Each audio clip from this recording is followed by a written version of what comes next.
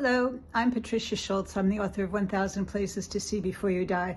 And I'm so sorry that I can't be here in this moment with Jorge to partake in this webinar about Egypt.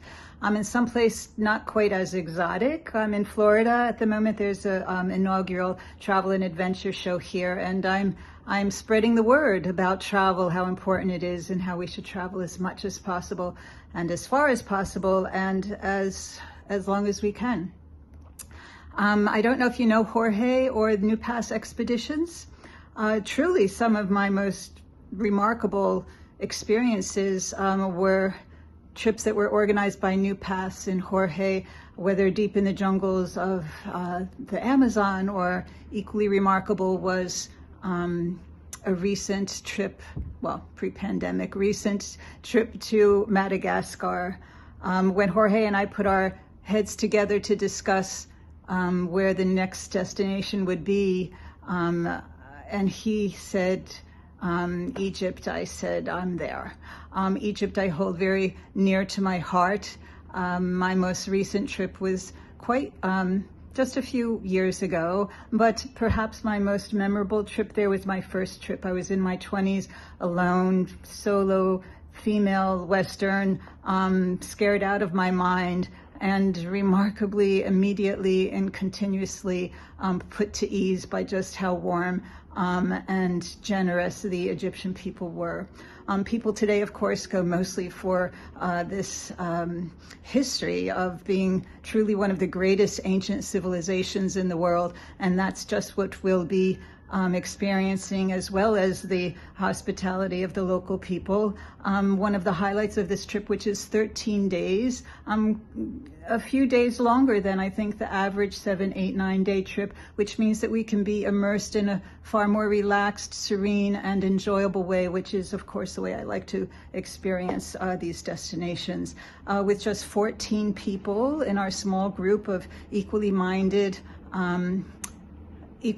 adventurers. Another highlight is how we'll be traveling for 1 week on the Nile, the legendary Nile. A lot of the riverboats now are holding up to 90, even more passengers, but with just 14 people, which is the maximum for the Dahabiya, which will be our sailing vessel.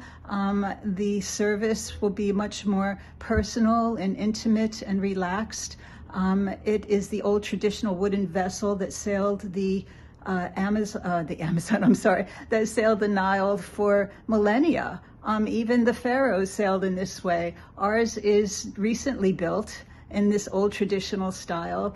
Maybe not of the level of the pharaohs, a little less gold gilt maybe, but as luxurious as one can hope to find. And imagine the sunsets on the river. Imagine going with the flow of this timeless Nile and seeing these temples, these villages, but also the temples that are thousands of years old, that were built to honor the gods and built for the pharaohs themselves.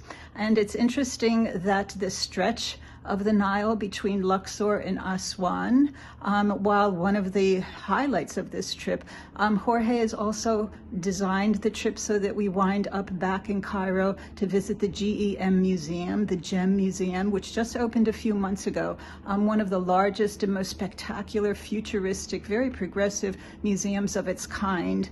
So it will suddenly all make a lot more sense. We will have experienced more than a week, 10 days, until we arrive back in Cairo for our final days, and to see everything under one roof, including King Tut's entire treasure collection, over 5,000 pieces for the first time seen under one roof.